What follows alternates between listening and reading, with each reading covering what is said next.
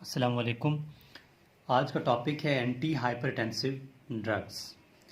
Anti hypertensive drugs उस time हम पढ़ते हैं जब एक पेशेंट है कि उसका ब्लड प्रेशर जो है वो कंटिन्यूसली हाई होता जा रहा है। उसके लिए आपको पता हो कि नॉर्मल ब्लड प्रेशर क्या है, वो सब यहाँ पर देखेंगे। इसके अलावा इसको लाज़मी बात है पार्ट वन का नाम देंगे और क्योंकि हाइपरटेंसिव ड्रग्स बहुत ज़्यादा हैं, क्लासिफिकेशन देखेंगे, डायूरेटिक्स अलग पढ़ेंगे, फिर उसमें जितनी भी क्लासिफिकेशन है वो सब करेंगे।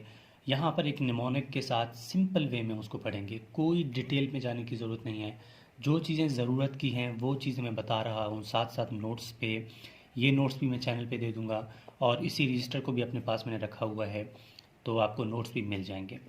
और सेकंड बात ये है कि अब ज़्यादातर जो है मैं फार्मा कंप्लीट करवाने की कोशिश करूँगा, क्योंकि हमने एनाटॉमी, फिजियोलॉजी, इस तरह की चीज़ें बहुत अपलोड की, हमने पैथोलॉजी अपलोड कर दी, मोस्टली सारी अपलोड है।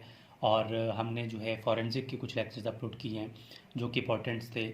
और इसके अलावा मतलब हर सब्जेक्ट को टच दिया, फार्मा के भी कुछ अपलोडेड हैं, लेकिन ज़्यादातर अब जो है फार्मा को कंटिन्यू करेंगे ताकि वो कंप्लीट हो जाए।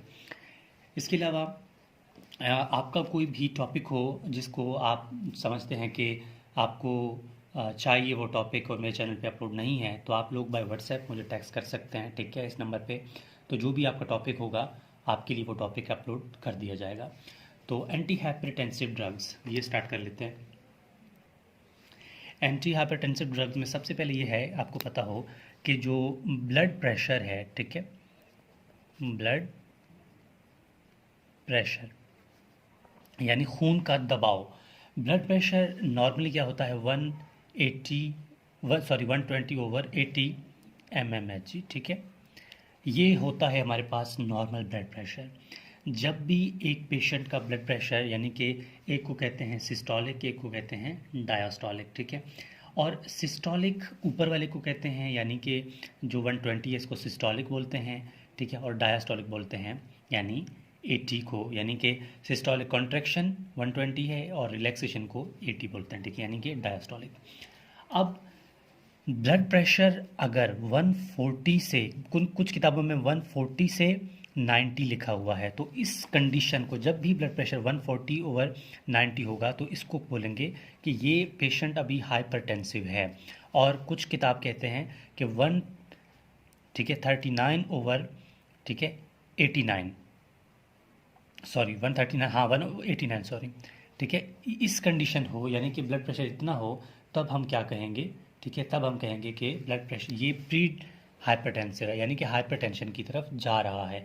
लेकिन कभी भी ये वैल्यू इतने है क्लिनिकल कंडीशंस में आपको इतनी जल्दी पता नहीं चलती, ये एक एग्जैक्ट वैल्यू है जस्ट, ठीक है। क्लिनिकल में जब आप देखेंगे तो आपको कौन सा, आप जाके वहाँ पर ब्लड प्रेशर चेक कर रहे हैं तो 130 एग्जैक्ट आपको पता चलेगा। ये जस्ट मैं इतना बता रहा हूँ कि इस वैल्यू को याद रखें, जब ये होगा तो पेशेंट क्या है, हाइपरटेंसिव होगा। अगर एक पेशेंट है आपके पास, उसकी ब्लड प्रेशर 130/, ठीक है, 90 है, ठीक है, 130/90 है या 130/80 है, तो इस कंडीशन में भी आप पेशेंट को हाइपरटेंसिव नहीं कहेंगे, ठीक है। तो इस कंडीशन में भी पेशेंट को आप कहेंगे कि लाइफ स्टाइल चेंज कर लें। और हमने तो दिमाग में बिठाया हुआ है कि 120/80 नॉर्मल है, इससे 2 स्टेप भी आगे हुआ तो हम इसको हाइपरटेंसिव कहते हैं। ऐसा नहीं है, ठीक है। अब ब्लड प्रेशर हमेशा 140/90 हो तब क्या है, वो हाइपरटेंसिव है, ठीक है पेशेंट।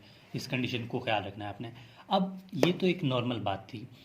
अब हाइपरटेंसिव ड्रग्स कौन कौन सी होती हैं, कौन से ऐसा पेशेंट आपके पास आता है कि उसके ब्लड प्रेशर इंक्रीज़ है, तो उसको आप कैसे जो है वो डिक्रीज़ करेंगे। तो यहाँ पर मैं क्लासिफिकेशन बता रहा हूँ ड्रग्स का।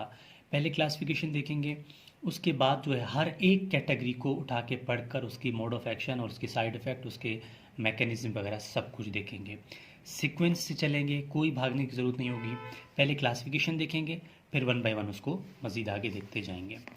तो क्लासिफिकेशन ऑफ, ठीक है, classification classification of hypertensive drugs.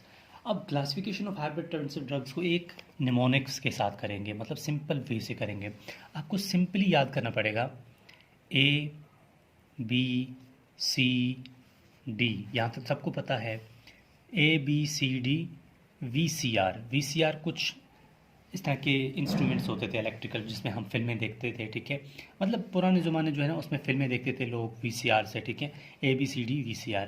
इस पॉइंट को आप याद रखें, इन हर एक से एक कैटेगरी बनेगा एंटी हाइपरटेंसिव ड्रग्स का। अब सबसे पहला ए, तो ए का मतलब क्या है? ए का मतलब है, ठीक है, angiotensin, angiotensin converting enzyme inhibitor. A का मतलब क्या है? एंजियोटेंसिन, लिख रहा हूँ मैं साथ, एंजियोटेंसिन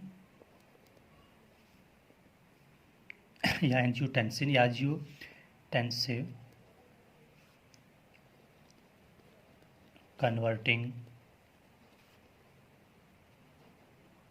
एंजाइम इनहिबिटर, ठीक है, इनहिबिटर है word, angiotensin converting enzyme inhibitor. ये पॉइंट हो गया। अब बी का क्या मतलब है?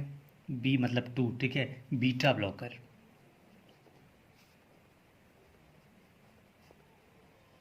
बीटा ब्लॉकर्स, ठीक है।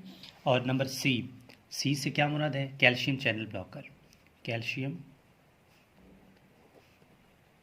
Channel blockers. Number 4 D, diuretics, diuretics, ठीक है, सॉरी, DIURE, डायूरेटिक्स, ठीक हो गया, डायूरेटिक्स। और नंबर 4 यानी कि वी, वेजो डायलेटर्स, वेजो डायलेटर्स। नंबर 5 सी, ठीक है, VCR है ना, सी, तो यहाँ पर सी का मतलब क्या है? सेंट्रली एक्टिंग, ठीक है, सेंट्री है, सेंट्रली एक्टिंग ड्रग्स, जिसमें मेन एग्जांपल जो है मिथाइल डोपा आ जाता है, एल्डोमेट के नाम से टैबलेट आता है, ठीक है, टैबलेट एल्डोमेट, मिथाइल डोपा जिसका ड्रग है सेंट्रली एक्टिंग। और नंबर 7 क्या है? R, renin inhibitor, renin inhibitors.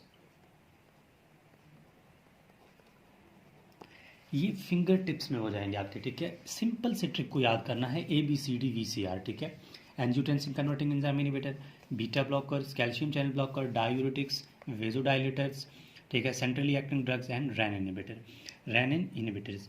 अब इनको क्या करेंगे? 1 by 1 इनको पढ़ेंगे, ठीक है। अब आपकी मर्जी है कि आप पहले एंजियोटेंसिन कन्वर्टिंग एंजाइम इनहिबिटर्स के नाम लिखते हैं, पहले बीटा ब्लॉकर्स के नाम, आप टोटली आपकी मर्जी है, ठीक है। लेकिन मैं समझता हूँ कि सॉरी, लेकिन अगर मैं डायूरेटिक्स को पहले चला लूँ तो आपके लिए आसानी होगी।